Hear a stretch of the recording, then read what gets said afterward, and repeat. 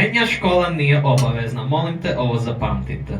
Jel mogu krenut?